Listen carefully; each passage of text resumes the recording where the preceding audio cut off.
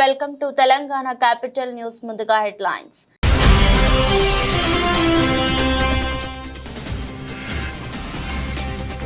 అంతర్జాతీయ యోగా దశాబ్ది వేడుకల్లో పాల్గొన్న ప్రధాని మోదీ. ప్రపంచ యోగా గురుగా భారత్ మారిందని వ్యాఖ్య.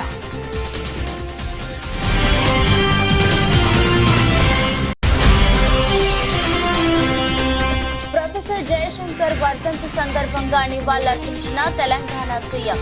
ప్రత్యేక రాష్ట్ర సాధనే లక్ష్యంగా తన జీవితాన్ని అంకితం చేసిన మహానుభావుడు అని కొనియాడిన రేవంత్ రెడ్డి.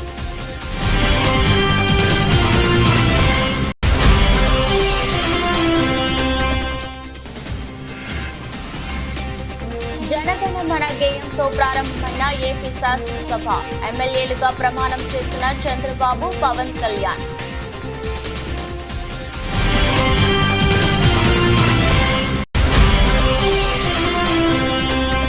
టీయూడబ్ల్యూజే రాష్ట్ర మహాసభల ముగింపు సభలో పాల్గొన్న ఉప ముఖ్యమంత్రి బట్టి విక్రమార్క. మీడియా భద్రత కోసం ఒక చట్టాన్ని తెచ్చేందుకు కృషి చేస్తామని వెల్లడి.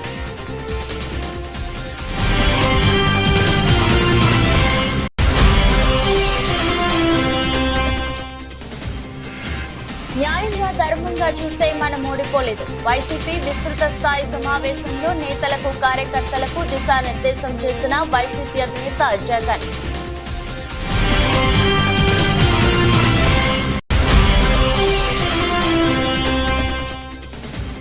సూర్యకుమార్ యాదవ్ ప్రతాపం. ఆఫ్ఘనిస్తాన్ పై ఘన విజయం సాధించిన భారత్. 47 పరుగుల తేడాతో టీమిండియా బంపర్ విక్టరీ.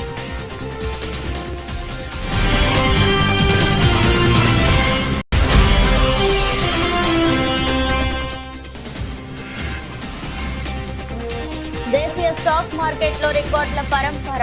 గరిష్ట స్థాయిల వద్ద ముగిసిన సెన్సెక్స్, నిఫ్టీ.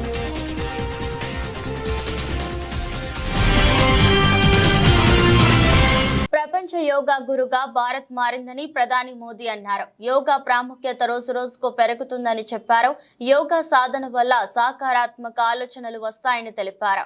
యోగా ధ్యానంతో మన ఏకాగ్రత పెరుగుతుందని శ్రీనగర్లోని దాల్ సరస్సు ఒడ్డున ఉన్న షేర్ ఏ కాశ్మీర్ కాన్ఫరెన్స్ హాల్ వద్ద జరిగిన అంతర్జాతీయ యోగా దశాబ్ది వేడుకల్లో ప్రధాని మోదీ పాల్గొన్నారు. ప్రజలతో కలిసి యోగాసనాలు వేశారు.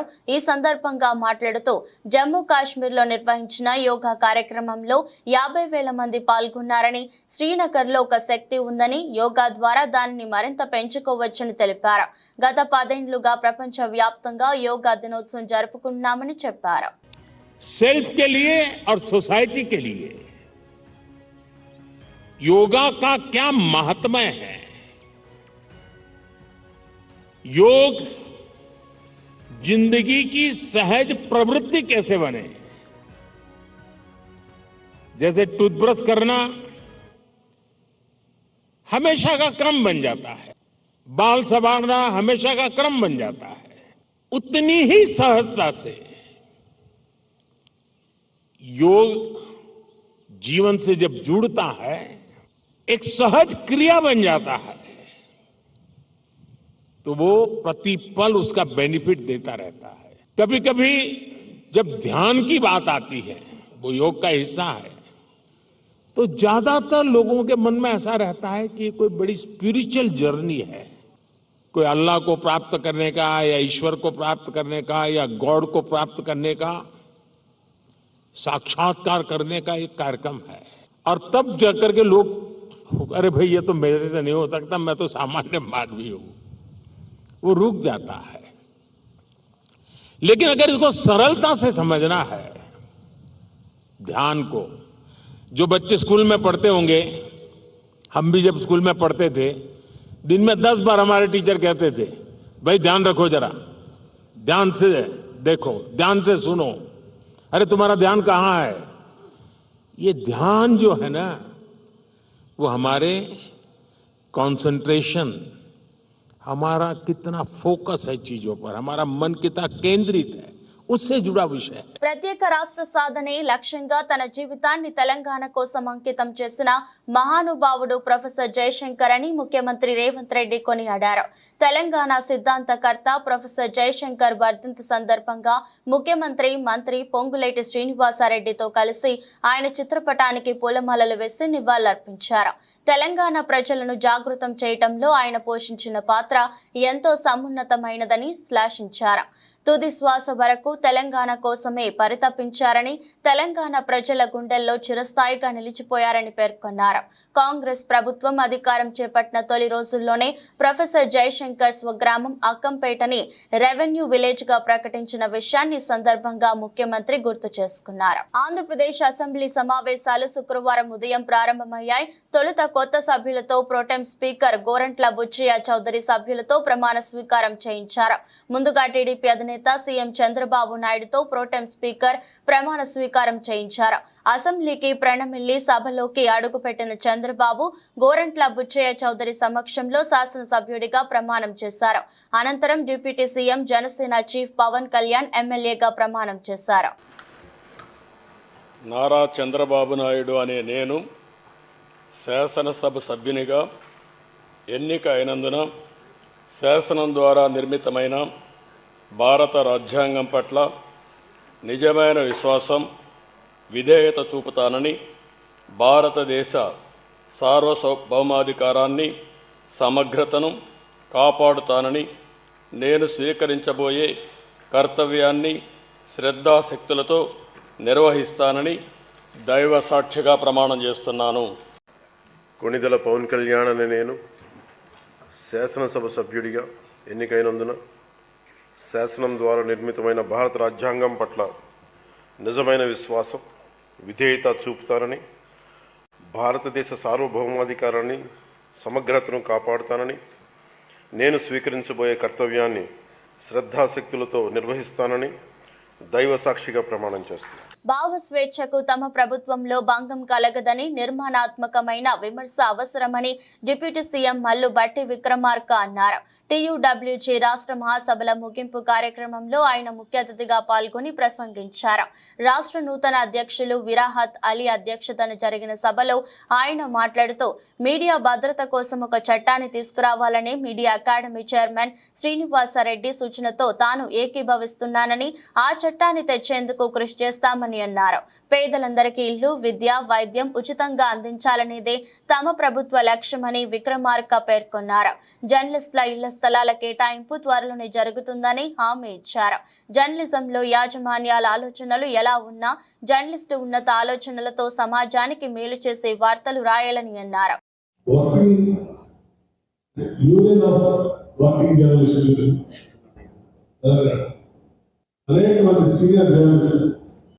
రకరకాల పత్రికల్లో ప్రవేశించేటువంటి వీరుగా జర్నలిస్ట్ అనుభవాలు కలిగినటువంటి వాడు, రకరకాల భావజాలతో నీకున్నటువంటి మేధోసంపత్తితో పత్రికలకి వార్తలు రాయడం కాకుండా సమాజానికి పంపించేటువంటి సందేశాలు కూడా ఇచ్చేటువంటి మేధోసం పెద్దల్ని గౌరవించుకోవడం కోసమే ప్రెస్ అకాడమీ చైర్మన్గా శ్రీనివాసరెడ్డి గారు నియమించుకుంటారు.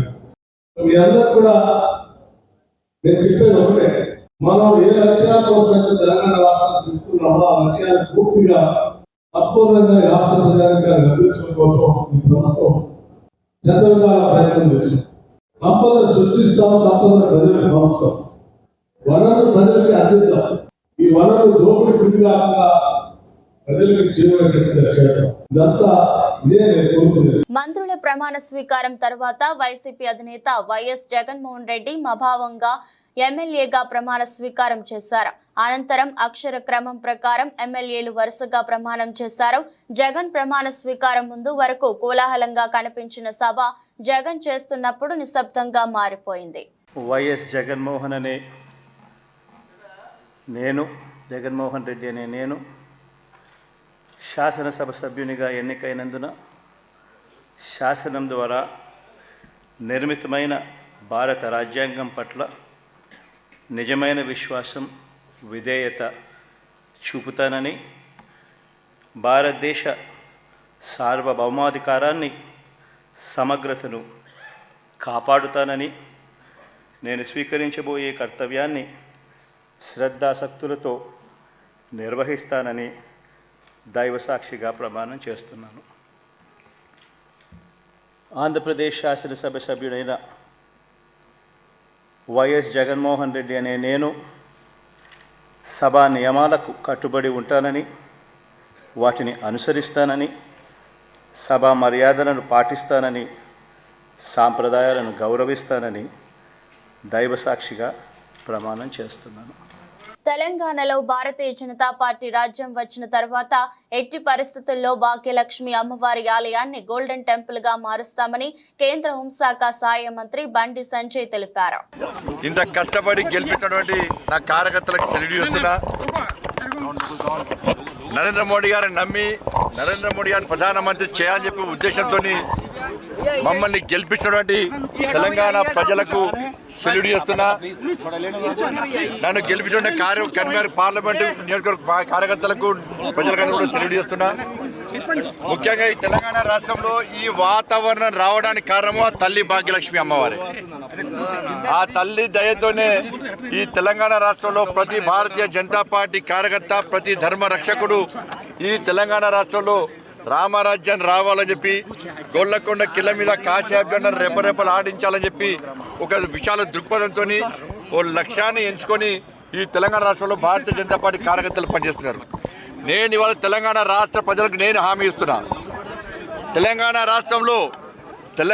రాష్ట్రంలో భారతీయ జనతా పార్టీ రాజ్యం వచ్చిన తర్వాత, నరేంద్ర మోడీ గారి రాజ్యం వచ్చిన తర్వాత, పేదల రాజ్యం వచ్చిన తర్వాత ఎట్టి పరిస్థితుల్లో ఈ భాగ్యలక్ష్మి అమ్మవారిని గోల్డెన్ టెంపుల్గా పక్కా మార్చి తీర్థం. ఈ తెలంగాణ రాష్ట్ర ప్రజలకు కానుకగా ఇవాళ భారతీయ జనతా పార్టీ ఇవ్వబోతున్నది. అందుకే ఈ తల్లి భాగ్యలక్ష్మి దేవాలయాన్ని బంగారు టెంపుల్గా, గోల్డెన్ టెంపుల్గా మార్చే అదృష్ట అవకాశం మాకు ఇవ్వండి. పవర్ఫుల్ టెంపుల్, ఇది చాలా పవర్ఫుల్ టెంపుల్, శక్తివంతమైన టెంపుల్. ప్రతి హిందూ, ప్రతి తెలంగాణ వాది ఇలా రండి, ఆ తల్లి భాగ్యలక్ష్మి అమ్మవారిని దర్శించుకోండి. ఆ అమ్మవారి కరుణ కటాక్షలతోనే ఈ రోజు మేము ఈ స్థాయికి వచ్చినాం. వైసీపీ అధినేత జగన్ పార్టీ విస్తృత స్థాయి సమావేశం నిర్వహించారు. నేతలకు, కార్యకర్తలకు దిశానిర్దేశం చేశారు. అనేక పథకాలు ఇచ్చాం, ఇంటింటికి సంక్షేమాన్ని అందించాం, అయినా ఓడిపోయాం. ప్రజలకు వివిధ రకాల లబ్ధి చేకూర్చిన తర్వాత వచ్చిన ఫలితాలు ఆశ్చర్యానికి గురి చేశాయి. ఈ ఫలితాలు శకుని మాయ పాచికలను గుర్తుకు తెచ్చాయి. ఈ ఎన్నికల ఫలితాలు శకుని మాయ పాచికలు మాదిరిగా ఉన్నాయి, కానీ ఆధారాలు లేకుండా ఏం మాట్లాడగలమని జగన్ విచారం వ్యక్తం చేశారు. ఎన్నికల్లో ఓడిపోయామన్న భావనను మనలోంచి తొలగించండి. న్యాయంగా, ధర్మంగా చూస్తే మనం ఓడిపోలేదు. ప్రతి ఇంట్లోనూ మనం చేసిన మంచి ఉంది. ప్రతి ఇంటికి మనం ధైర్యంగా వెళ్ళగలమని జగన్ స్పష్టం చేశారు. వైఎస్ఆర్ కాంగ్రెస్ పార్టీ చేయాల్సిన పనులు చెప్తా ఉన్నా. ఈ ఓడిపోయాము అన్న ఈ భావన మనసులో నుంచి తీసేయండి. మనం చేసిన మంచి ప్రజల్లో ఇంకా ఉంది. ప్రతి ఇంట్లో గుర్తుంది, ప్రతి కుటుంబంలోనూ మనం చేసిన మంచి ఎక్కడికి పోలేదు. ప్రతి ఇంటికి మనం తలెత్తుకొని పోగలుగుతాం, తల దించుకొని కాదు. చెప్పిన పని చేయక కాదు, చెప్పిన పని చేసి తలెత్తుకొని పోగలుగుతాం ప్రతి ఇంటికి కూడా. మనం కేవలం చంద్రబాబు నాయుడు ప్రలోభాలకు మోసపోయిన పరిస్థితుల మధ్య మనకు అంతో ఇంతో అపజయం ఏదైనా జరిగిందేమో. ఆ మోసాలు ఎప్పుడైతే మోసాల కింద తేటతెల్లం అవుతాయో, ప్రజల్లో ఆ సింపతి, మన పట్ల ప్రేమ, ఆయన పట్ల కోపం రెండూ కూడా ఏకమవుతాయి. మనల్ని గొప్ప మెజారిటీలతో మళ్ళీ మనల్ని తీసుకొస్తారు. సో మనం చేయాల్సింది ఏమిటి అని అంటే, ప్రజల మీద మనం కోప్పడాల్సిన అవసరం లేదు, పని లేదు. మోసపోవడం అన్నది ఒక్కొక్కసారి జరుగుతూ ఉంటాయి. మోసపోయిన వాళ్ళకందరికీ కూడా మనం అండగా ఉన్నాము అన్న భరోసా ఇవ్వడం మనం చేయాల్సిన పని. మరీ ముఖ్యంగా మన కార్యకర్తలను మనకు తోడుగా ఉండడం, ఇది మాత్రం ఖచ్చితంగా చెప్తా ఉన్నాం. బీఆర్ఎస్ పార్టీకి తెలంగాణ మాజీ speaker Banswada MLA Pocharam Srinivas Reddy shock ఇచ్చారు. ముఖ్యమంత్రి రేవంత్ రెడ్డి సమక్షంలో ఆయన కాంగ్రెస్ కండువా కప్పుకున్నారు. శుక్రవారం పోచారం శ్రీనివాస్ రెడ్డి నివాసానికి వచ్చిన రేవంత్ రెడ్డి పోచారంను పార్టీలోకి ఆహ్వానించారు. ఈ ఆహ్వానాన్ని మన్నించి కాంగ్రెస్ లో చేరుతున్నట్లు పోచారం ప్రకటించారు. అనంతరం రేవంత్ రెడ్డి ఆయనకు కాంగ్రెస్ కండువా కప్పి పార్టీలోకి ఆహ్వానించారు. పార్టీలో సముచిత స్థానం కల్పిస్తామని సీఎం చెప్పారు. రైతుల సంక్షేమానికి పోచారం ఎంతగానో పాటుపడ్డారని కొనియాడారు. పోచారం శ్రీనివాస్ రెడ్డితో పాటు ఆయన కుమారుడు కూడా పార్టీ మారారు. రైతుల సంక్షేమం కోసమే పార్టీ మారానని, రాజకీయంగా తానేమీ ఆశించట్లేదని పోచారం శ్రీనివాస్ రెడ్డి చెప్పారు. గత 6 నెలలుగా కాంగ్రెస్ ప్రభుత్వం చిత్తశుద్ధితో పనిచేస్తుందని, రైతుల సంక్షేమం కోసం నిజాయితీగా పాటుపడుతుందని తెలిపారు. సింగరేణిని నిర్వీర్యం చేసి బొగ్గు గన్లను కార్పొరేట్ గద్దలకు కట్టబెట్టాలని చూసే ఈ ప్రయత్నాన్ని మేము తీవ్రంగా నిరసిస్తున్నామని బీఆర్ఎస్ వర్కింగ్ ప్రెసిడెంట్ కేటీఆర్ అన్నారు. మళ్లీ 4.5 ఏండ్ల తర్వాత తమ ప్రభుత్వమే అధికారంలోకి వస్తుందని, అప్పుడు ఈ నిర్ణయాన్ని అడ్డుకట్ట వేస్తామని తెలిపారు. సింగరేణిని నిర్వీర్యం చేసి బొగ్గు గనులను కార్పొరేట్ గద్దలకు కట్టబెట్టే ఈ ప్రయత్నాలను మేము తీవ్రంగా నిరసిస్తూ 2 జాతీయ పార్టీల వైఖరిని కూడా తీవ్రంగా తప్పుపడుతూ ఈ నిర్ణయాన్ని ఉపసంహరించుకోవాలని చెప్తా ఉన్నాం. చివరిగా నేను ఒక మాట చెప్తా ఉన్నాను. తప్పకుండా 4.5 ఏళ్ల తర్వాత మళ్ళీ మా గవర్నమెంటే వస్తుంది. మరి ఈరోజు ఎవరైనా తొందరపడి ప్రైవేటు వాళ్ళు వచ్చి ఆ బొగ్గు గనుల వేలాల్లో పాల్గొంటే వాళ్ళకి నేను ఇప్పుడే చెప్తా ఉన్నా, మమ్మల్ని తర్వాత తప్పు పట్టకండి. మళ్ళా మా ప్రభుత్వం 2028లో వస్తుంది.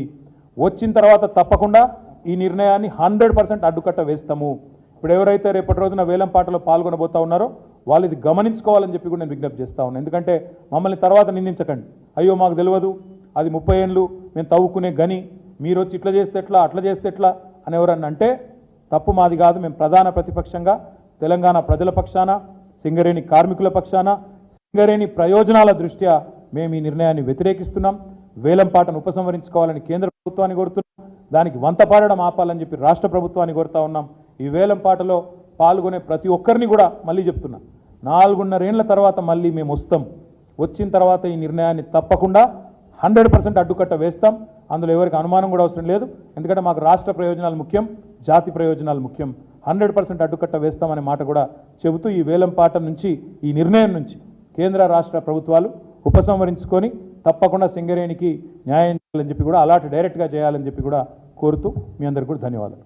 పెదనందిపాడు మండలం వరగాని గ్రామానికి చెందిన మారుమల్ల హరిప్రసాద్ వరఫ్ నాని రౌడీ మూకల దాడిలో మరణించిన సంగతి విదితమే.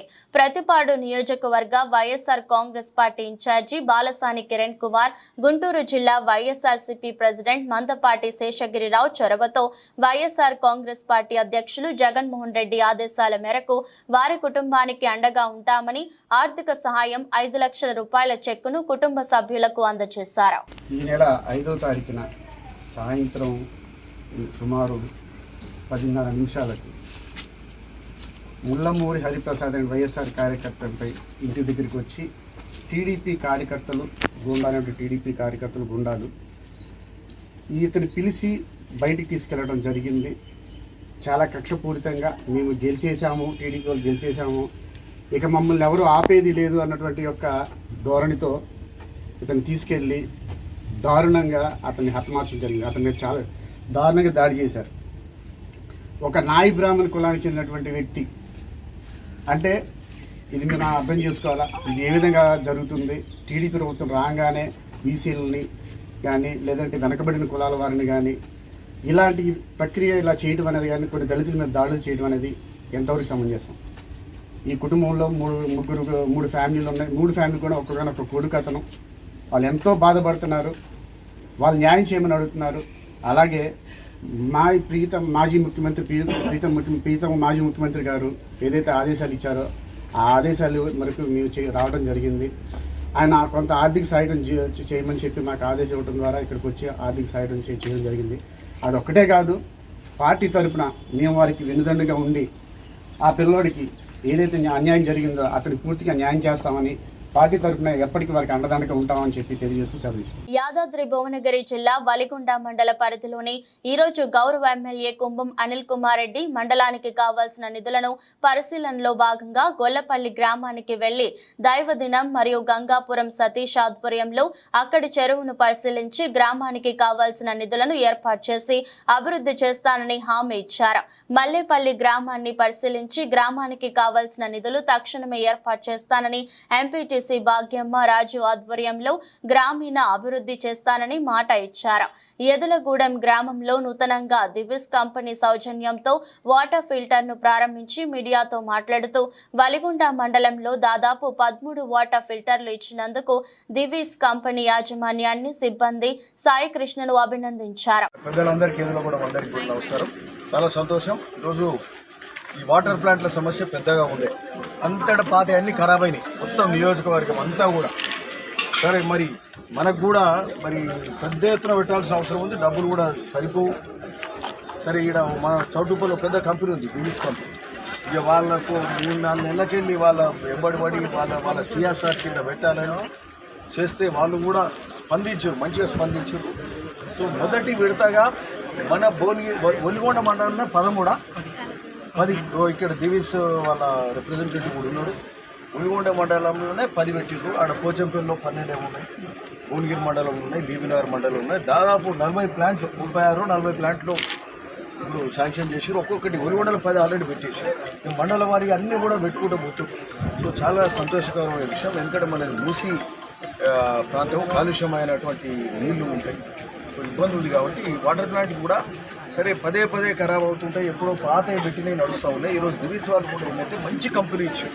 ఇది ఒట్టిగా చాలా ఏళ్ల కొద్ది నడుస్తుంది, కాకపోతే మెయింటెనెన్స్ కూడా మనం మంచిగా చేసుకోవాలి. రాజకీయంగా ఎదుర్కొనలేక కేంద్రంలోని బీజేపీ ప్రభుత్వం, రాష్ట్రంలోని కాంగ్రెస్ ప్రభుత్వాలు అసంబద్ధ కారణాలతో ఎన్ఫోర్స్మెంట్ డిపార్ట్మెంట్, ఐటీ శాఖల పేరుతో దాడులు చేయించడం ప్రజాస్వామ్యానికి పెనుముప్పు లాంటిదని, తన 34 ఏళ్ల రాజకీయ జీవితం తెల్ల కాగితం లాంటిదని, రాజకీయ కుట్రతోని దాడులు చేస్తున్నారని పటాన్చేరు శాసనసభ్యులు గూడెం మహిపాల్ రెడ్డి అన్నారు.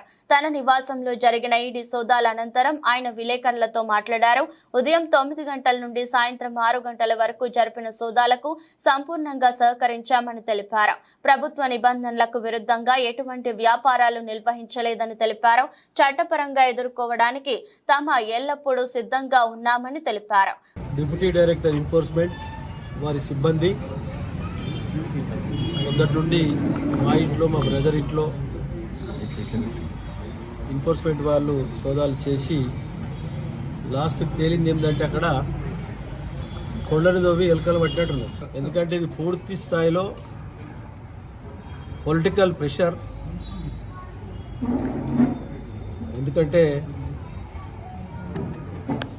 రాష్ట్ర ప్రభుత్వం కానీ కేంద్ర ప్రభుత్వం కానీ ఇటువంటి కార్యక్రమాలు ఎన్నో జరుగుతూ ఉన్నాయి, అందులో ఇది భాగం. మంత్రులు, ముఖ్యమంత్రులు అసలు గిట ఒక్కళ్ళు ఇవ్వకుండా బలి చేస్తూ ఉన్నారు రాజకీయంగా. ఆ బలి అనేది భగవంతుడు చేయాలి, కానీ ఎవరు చేస్తే అయ్యే పని కాదు. కాబట్టి పూర్తి స్థాయిలో వాళ్ళకు ఆ డిపార్ట్మెంట్ వారికి అన్ని రకాల కుటుంబ సభ్యులందరం సహకరించి ఏమేం కావాలన్నీ వారికి అప్పచెప్పడం జరిగింది.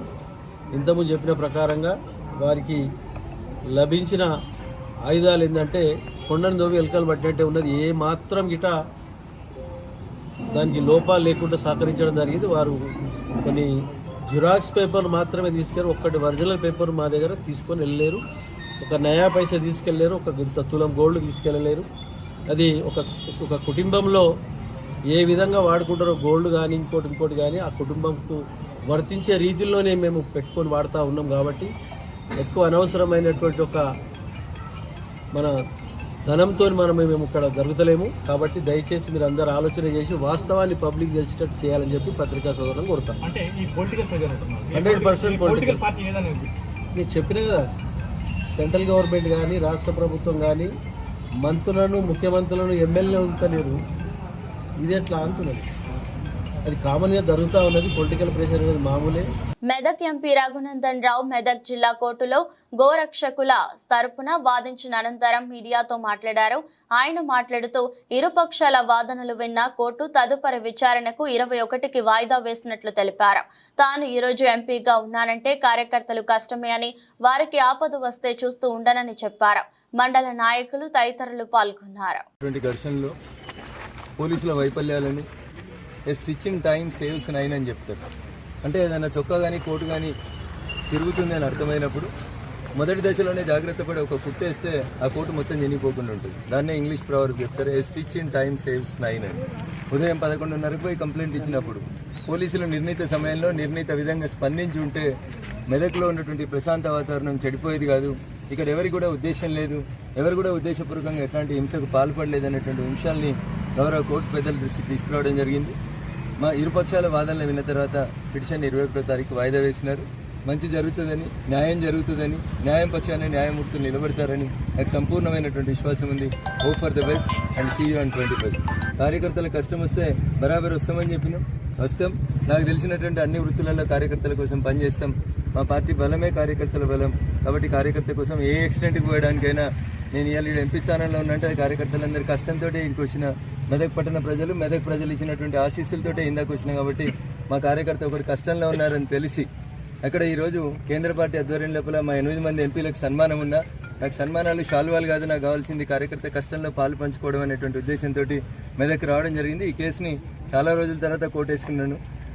మంచి జరగాలని, జరుగుతుందని ఆశాభావాన్ని వ్యక్తం చేస్తాను. Thank you. T20 world cup లో భాగంగా బోర్డోస్లోని కెన్సింగ్టన్ ఓవల్ వేదికగా భారత్ ఆఫ్ఘనిస్తాన్ మధ్య జరిగిన సూపర్ 8 మ్యాచ్లో టీమిండియా ఘన విజయం సాధించింది.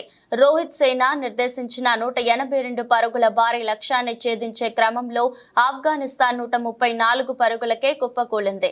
దీంతో భారత జట్టు 47 పరుగుల తేడాతో ఘన విజయం సాధించింది. టాస్ గెలిచి మొదలుపెట్టిన బ్యాటింగ్ చేసిన టీమిండియా నిర్ణీత 20 ఓవర్లలో 8 వికెట్లకు 181 పరుగులు చేసింది. మిస్టర్ 360 సూర్యకుమార్ యాదవ్ అర్ధ శతకం 53తో రాణించాడు. అతనికి హార్దిక్ పాండ్యా 32 సమయోచితంగా ఆడి తోడ్పాటు అందించాడు. ఇక సూర్య 28 బంతుల్లో 5 బౌండరీలు 3 సిక్సుల సాయంతో 53 పరుగులు బాదాడు. అనంతరం 182 పరుగుల లక్ష్య ఛేదనతో బ్యాటింగ్ ప్రారంభించిన ఆఫ్ఘన్ అది నుంచే తడబడింది. 33 పరుగులకే కీలకమైన 3 వికెట్లు పారేసుకుంది. బుమ్రా, హర్షదీప్ విజృంభించడంతో రషీద్ సేన 20 ఓవర్లలో 134 పరుగులు మాత్రమే చేసింది. దీంతో భారత్ జట్టు 47 పరుగుల తేడాతో ఘన విజయం సాధించింది. దేశీయ స్టాక్ మార్కెట్లో రికార్డుల పరంపర కొనసాగుతుంది. సెన్సెక్స్, నిఫ్టీ గురువారం మరో సరికొత్త గరిష్ట స్థాయిల వద్ద ముగిశాయి. సెన్సెక్స్ 140.34 పాయింట్ల లాభంతో 77,478.03 వద్ద ముగియగా నిఫ్టీ 51 పాయింట్ల లాభంతో 23,567 వద్ద ముగిసింది. Reliance industries, HDFC bank, ICICI bank వంటి ఇండెక్స్ హెవీ వెయిట్ షేర్లలో భారీ కొనుగోళ్లు ఇందుకు ప్రధానంగా దోహదం చేశాయి. సెన్సెక్స్ గత 6 రోజుల్లోనే 1022.34 పాయింట్లు దూసుకుపోయింది. వార్తలు ముగించే ముందు మరోసారి హెడ్లైన్స్.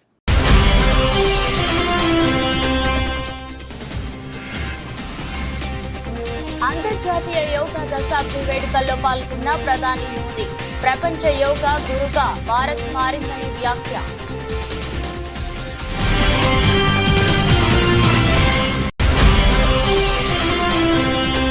ప్రొఫెసర్ జయశంకర్ వర్ధంతి సందర్భంగా నివాళులర్పించిన తెలంగాణ సీఎం. ప్రత్యేక రాష్ట్ర సాధనే లక్ష్యంగా తన జీవితాన్ని అంకితం చేసిన మహానుభావుడు అని కొనియాడిన రేవంత్ రెడ్డి.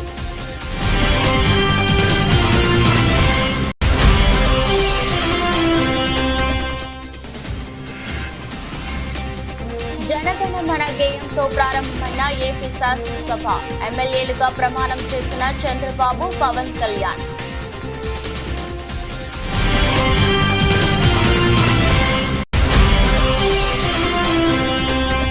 టీయూడబ్ల్యూజే రాష్ట్ర మహాసభల ముగింపు సభలో పాల్గొన్న ఉప ముఖ్యమంత్రి బట్టి విక్రమార్క. మీడియా భద్రత కోసం ఒక చట్టాన్ని తెచ్చేందుకు కృషి చేస్తామని వెల్లడి.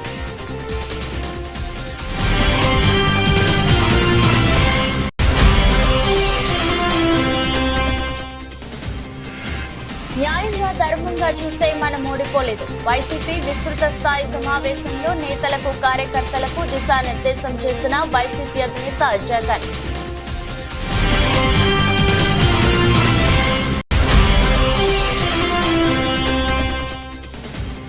సూర్యకుమార్ యాదవ్ ప్రతాపం. ఆఫ్ఘనిస్తాన్ పై ఘన విజయం సాధించిన భారత్. 47 పరుగుల తేడాతో టీమిండియా బంపర్ విక్టరీ.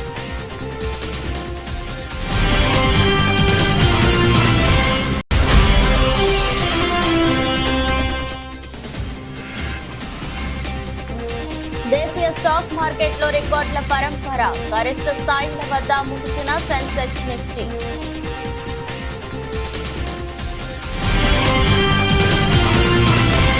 దృష్టి బులెటిన్ మరో బులెటిన్లో మళ్ళీ కలుద్దాం. అంతవరకు సెలవు. నమస్కారం.